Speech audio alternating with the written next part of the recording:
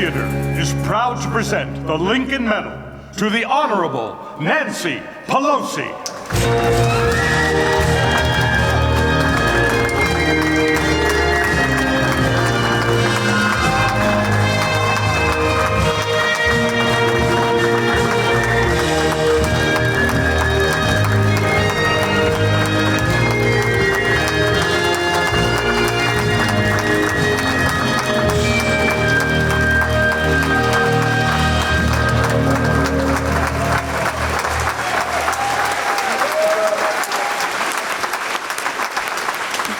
Thank you all very much.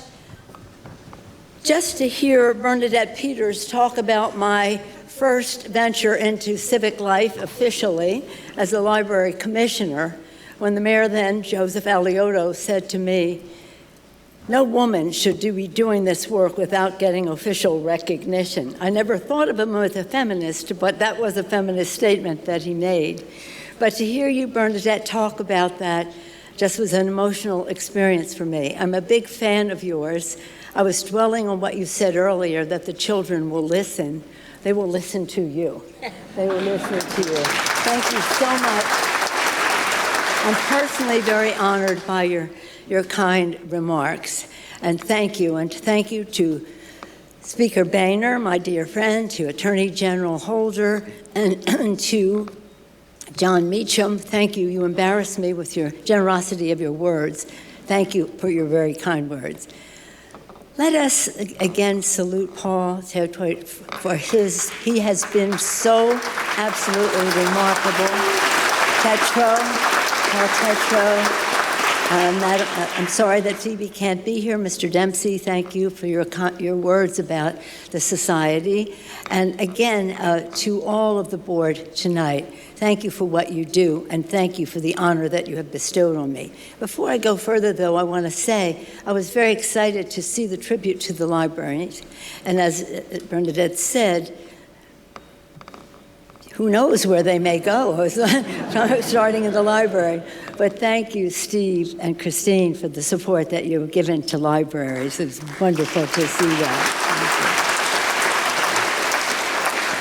So again, it's deep reverence for President Lincoln that I accept this medal, and deep respect for the Ford Theater Society. I do so with great, as Steve said, we do this with humility. It's such a wonderful honor.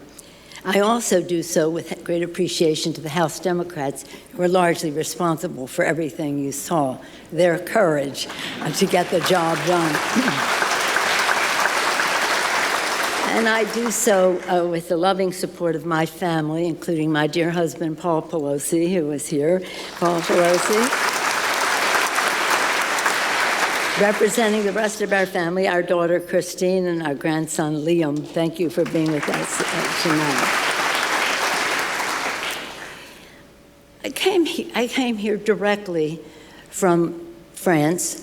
We're getting off the plane late this afternoon with 3 planes from the House of Representatives, 3 planes, a bipartisan congressional delegation to go to Normandy to pay our respects to our veterans, I think that Chuck Schumer may be here now, and I know that the Senate had a delegation as well. But it's a grand occasion, the 80th anniversary. But our point in going is not to just attend an occasion, it's to thank our veterans. We want to thank them. They stormed the beaches of Normandy 80 years ago. Their courage is a reflection of a call to action that went forth during our revolution from Thomas Paine, when he proclaimed, "The times have found us." At that time, the time of our revolution, the times found Americans to declare independence, to win the war for freedom, and to form a more perfect union. On the 80th anniversary of D-Day, we recognize that the times found them, and they answered the call under General Eisenhower to win the war in Europe. Time and again, we recognize that the time, over and over again in his presidency, the times found Abraham Lincoln in saving our union, This man, ultimately giving his life to do so. Lincoln was sensitive to time. He was very political, by the way. When I was listening to John Meacham speak about him, and John Meacham, thank you again for your wonderful words of inspiration about Abraham Lincoln. He was very political. He was astute, and that's how he got so much of the job done. Most people don't think of him politically, but that's one of the things I admire about him. He would never have gotten some of the things done. Well, we won't go into all of them tonight, but he was sensitive to time. He used it rhetorically, like he would begin a speech. The Gettysburg Address, for example, 77 years ago. He began his second inaugural address, considered Lincoln's greatest speech, 4 years ago, placing it in time. And he was strategic in the timing, issuing the Emancipation Proclamation. Not at first when everybody wanted it, but when he had prepared the public to accept it. Take the time to prepare the public to accept it. That was very politically astute of him. Lincoln knew there was no time to waste in the construction of the Great Dome on the Capitol. People said, oh, we shouldn't be doing it, stop it, because we need the steel and the manpower in order for the Civil War. And Lincoln said no. He said, we need to finish it. We need to show the resilience of America, that we will get the jobs done. He knew, again, well, let me just say personally, that's why thinking of Lincoln's commitment to that dome and how important it was as a sign of our resilience, how sad it was for us on January 6th to see the Confederate and Nazi flags flown under that dome in the Capitol. Adorning that beautiful dome, Lincoln built, it was the American flag. I often wear an American flag pin, some of you have seen it. It has written on it, one country, one destiny. It's the same message. Think of this. It's the same message. One country, one destiny, that was written, embroidered in the coat that Lincoln had on the night of his assassination. But that was the mission. He carried it close to his heart. And that's our mission too. One nation, one country. Those of us from Baltimore, and I told Gary Gensler that I was going to mention Baltimore here, and some others who are from Baltimore who bragged about that to me earlier. We take pride that the national anthem was written in Baltimore by Francis Scott Key during the War of 1812. It's very emotional to hear the national anthem. It was very emotional to hear it at the welcoming ceremony for President Biden in Paris yesterday morning. It was so remarkable to see everyone be so attentive to it. And you know, when you're at the game and you get to the end, land of the free, home of the brave, everybody cheers, but I cheer earlier than that. When he says, rockets, red glare, bombs bursting in air, not that part.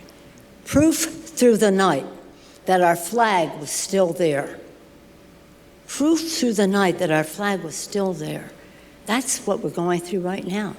We have to prove through the night of the struggles we have that our flag is still there, and as we pledge officially, with liberty and justice for all. This is very important.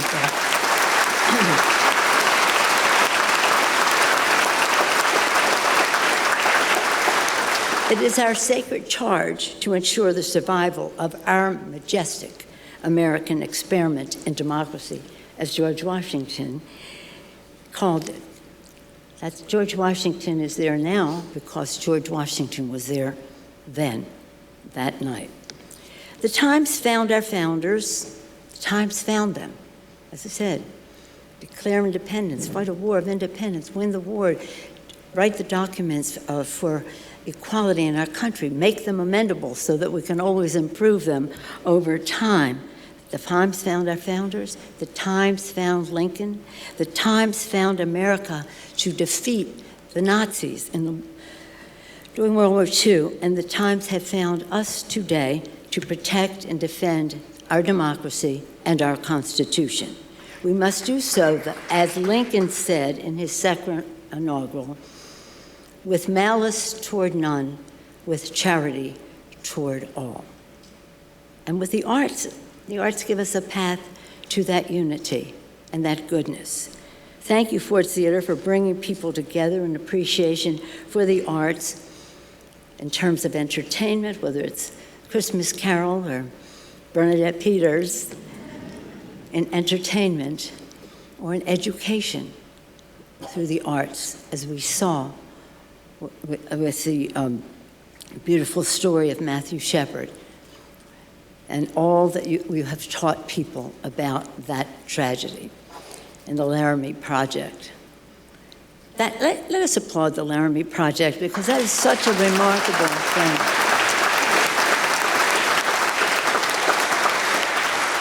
It's my honor to be associated with the extraordinary excellence and leadership of the Ford's Theater, the Ford's Theater Society. And Paul, thank you for your tremendous leadership. You have been just remarkable. God bless you. God bless America. Thank you very much.